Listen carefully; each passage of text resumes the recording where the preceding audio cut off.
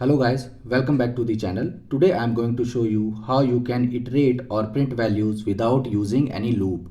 This is the most common question in the Python interview also. So please watch and understand this carefully. And if you have not subscribed to the channel, please hit the red subscribe button and press the bell icon also for more interesting videos. Now let's get started. So what I'm going to do here, I'm going to use recursive functionality of Python here. Now, what is recursive? So let's Google it and I'll show you what is that. So what is recursive in Python? So here you can see Python also accepts function recursion, which means a defined function can call itself. It means the function which you have defined, that function itself called its own, right? So recursion is a common mathematical and programming concept. It means that a function calls itself. So let's see here W3 schools. So Python also accepts function recursion, which means a defined function can call itself. Recursion is a common, okay, so let me just maximize this, maybe you can't see this. Okay, so recursion is a common mathematical and programming concept. It means that a function calls itself.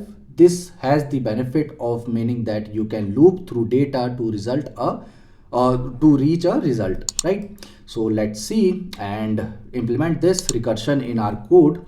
So here I'm going to create def print num, and here I'm going to give a number as an argument, and here what I'm going to do, I'm going to add 1 always, and here I'm going to print this num.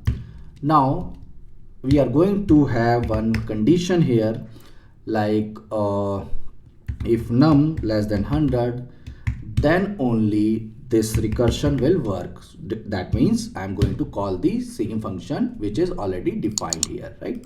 So here I'm going to put num and I'm going to call it print num, and here I'm going to give the start number, so 0, and let's see, I'm going to run this and bang on. Yes, here you can see it is printing till 100 starting from 1, right?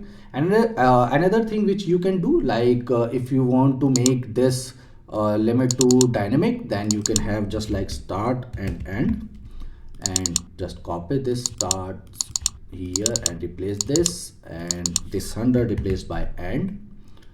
Okay, so start and end, right? And here you can give 0, it will start from 0 and give it 10 here, and just run this, and yes, it is running till 10, right? So this recursion will always work till this condition set to be as true, right? The recursion will work only when this condition will be true, right? So this is how you can iterate any number or till any index of the loop without using any loop, right? So that's it for this video.